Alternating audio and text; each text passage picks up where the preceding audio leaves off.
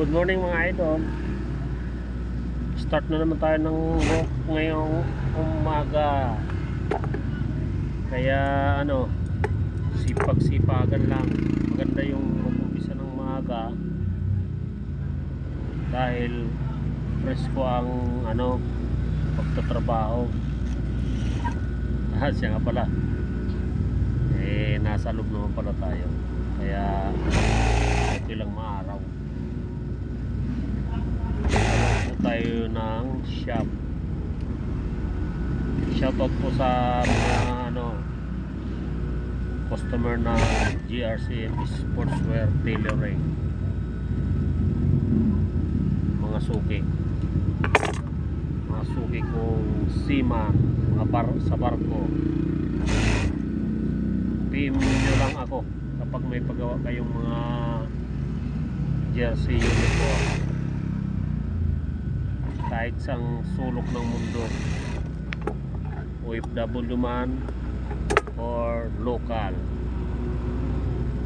Ito nga pala yung gawa natin ngayon, mga kasalang.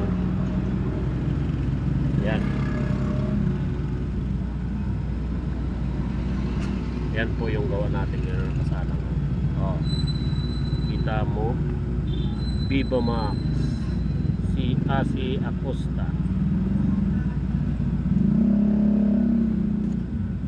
Yung customer na nagpagawa nito, yan yung gusto nilang design.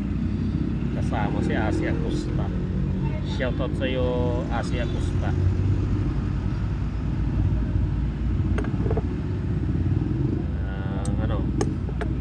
Nagpatulong yung kaibigan natin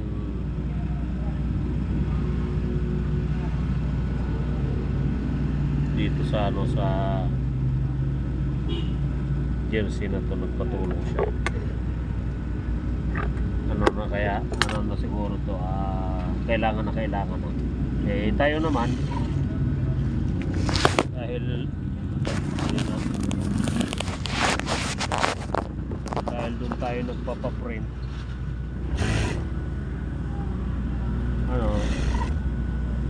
madali lang tayo hilingan ng tulong. Ganun lang, tulungan lang. Pag may ras ako sa print, sa kanila ko pinapagawa yung sublimation. Parang tie up kami. Pag may gawa naman siya, pag kailangan niya ako, papatulong siya sa akin. Ano lang naman talaga eh. Hindi yung yung iba kasi turing na parang kalaban. Sabihin nila, pares tayo ng negosyo, kalabang kita eh. Wala kasi pakialam, bahala ka mabitin dyan. Ako hindi po. Katwirang ko, kailangan ng tulong yung tao, di tulungan mo. Hindi mo kang maging makasarili. Saka ako naman po yung pagtayo ko ng shop nito na to, hindi naman para magpayaman ako. Kaya nagtayo naman ako nito pang araw-araw na pangailangan namin. Tapos yung kunting ipon, tapos yung pambaon lang ng mga anak ko, yun ang important sa akin eh. Kaya guys, kung may shop ako, pwede kayo pumunta sa shop, pagawa kayo ng jersey, magpa-repair kayo, slacks, pantalon, polo, t-shirt, repair ng t-shirt, nagre-repair ako. Pwede kayo magpa-repair sa akin. Pwede rin kayo magpagawa ng slacks na pang formal attire, tapos corporate attire, uniform ng estudyante. Kapag wala akong ganong tambak na gawa, tumatanggap ko ng slacks. Kahit yung maong, gumagawa ako niyan, maong pants. Punta lang yung mga repair. Pag mga putol-putol lang pwede nyo antayin. Basta wala akong ras. Putol, baston, palit paper, saver ng jacket,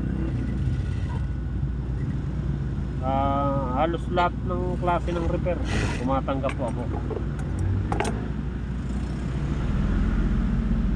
Nag-alter tayo, kaya ano eh, yung balik original, laylayan ng pantalon, gumagawa po tayo niyan. Ano po yun,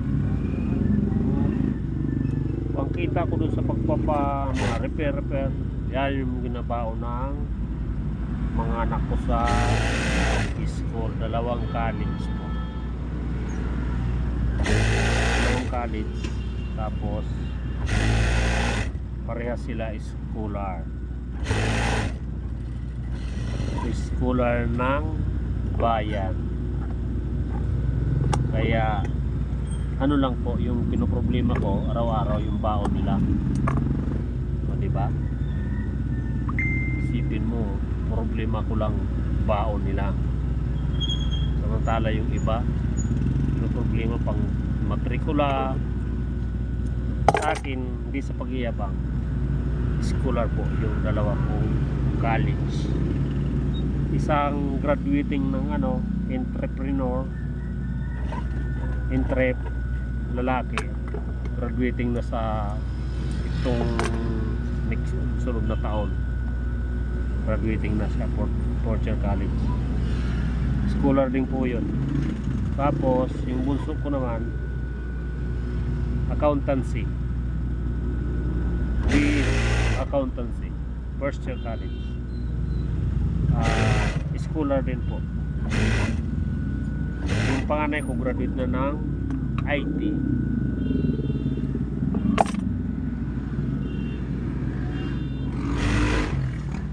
Mahirap lang maghanap ng trabaho dito sa atin sa Pilipinas, kaya ano eh. Hanggang ngayon nag-a-apply pa rin.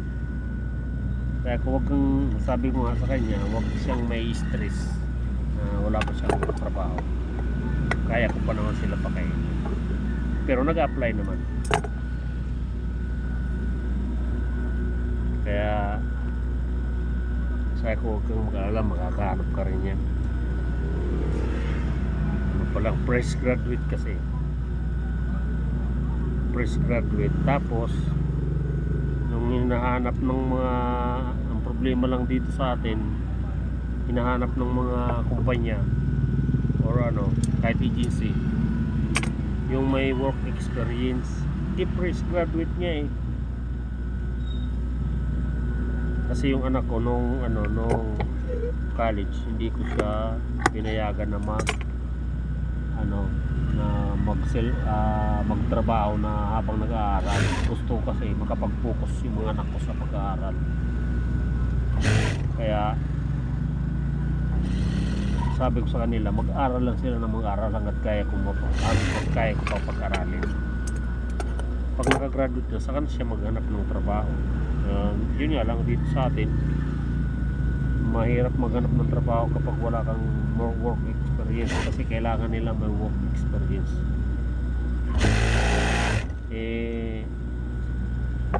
Fresh graduate paano magkakaroon ng work experience yun? Pero ayos lang, nakahanap din yun. College graduate, call center, gusto nga nun eh, kaso ayaw niya pa eh. Madali lang call center, kahit walang work experience pwede doon. Magaling ka lang magsalita, pwede ka na kahit hindi college. Kasi sabi niya, ipapractice niya muna yung kanyang pinapuso, IT.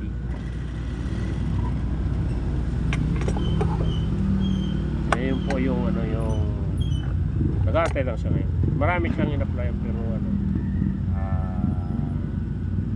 sige lang, apply lang ng apply. Kaya kung magkakatrabaho ka rin naman. Nag-aalala rin siya kasi wala pa siyang trabaho. Kakaroon naman yun, lang, antay-antay lang, di ba? Mga idol, di lahat ng oras hindi kaibigan, lalo kung graduate ka naman ng college.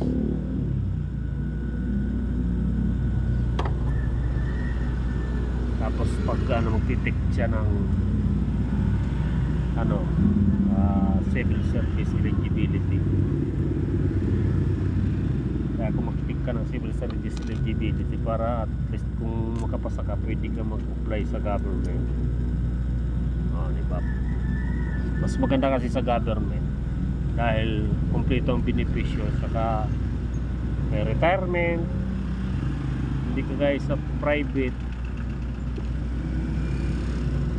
may retirement benefits. Sa private hindi maganda. Yung iba maganda naman, yung iba hindi. Kasi minsan trabaho ko ng trabaho, yung benepisyo mo hindi naman inuulog. Marami pong company na ganun. Dati ako nang nanrabaho kaya danas ko yun. Kaltas ng is tapos hindi inuhulog. Shout out sa inyo mga company na delinquente, hindi marunong magbayad ng benefits ng mga empleyado. Sorry. Thank you mga idol, mga kag. Bye bye.